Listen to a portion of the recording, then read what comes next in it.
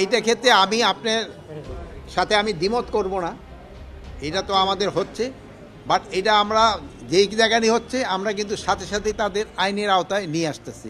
এ ব্যাপারে আমি আপনাদের কাছে অনুরোধ করব, আপনি দেখবেন যে ইভেন পুলিশের উপরেও আক্রমণ হচ্ছে। এইগুলি ক্ষেত্রে আপনারা জনগণকে একটু সচেতন করতে হবে। জনগণ এত উচ্ছৃঙ্খল হয়ে গেলে কিন্তু অনেক সময় সমস্যা হয়, মানে বাহিনী দিয়ে তো সবসময় কন্ট্রোল করা যায় না। এর ক্ষেত্রে যেমন ধরেন আমাদের ছেলে মেয়েদের কন্ট্রোল করার জন্য মা বাবা তারা একটা বড় ভূমিকা পালন করে, আত্মীয় স্বজন একটা বড় ভূমিকা পালন করে। এই জন্য এই ক্ষেত্রে আপনাদেরও একটা বড় ভূমিকা পালন করতে হবে এই ধরনের ঘটনা যেন না ঘটে। বাট আমাদের এই জন্য আইন শৃঙ্খলা বাহিনী কিন্তু সবসময় ভিজিল্যান্ট আছে, তৎপর আছে, এবং যে জায়গায় হচ্ছে তাদের কিন্তু আমরা আইনের আওতায় নিয়ে আসতেছি। ভবিষ্যৎ কথা শেষ করে নেই, ভবিষ্যতে যেন এই ধরনের ঘটনা না ঘটে এই জন্য আমরা চেষ্টা করে যাচ্ছি।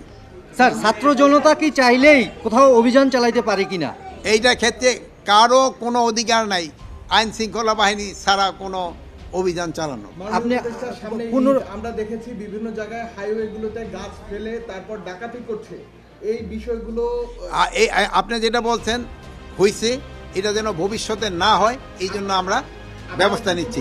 চিহ্নিত করেছেন বাংলাদেশের কোন কোন স্পট না, কোন এই যেই ডাকাতিটা আমি দেখছি এই ইসে থেকে ঢাকা থেকে রাজশাহী এই জন্য একটু সংখ্যাটা একটু বেশি, টাঙ্গাইলের এখানেও একটুখানি বেশি। এগুলি যেন না হয় এই জন্য ওই এলাকায় যারা আইন শৃঙ্খলা বাহিনী আছে তাদের আমরা ইনস্ট্রাকশন দিয়েছি, এবং তারা আগের থেকে অনেকটা মনে হয় ভিজিল্যান্ট হচ্ছে। আপনারা হয়তো জানেন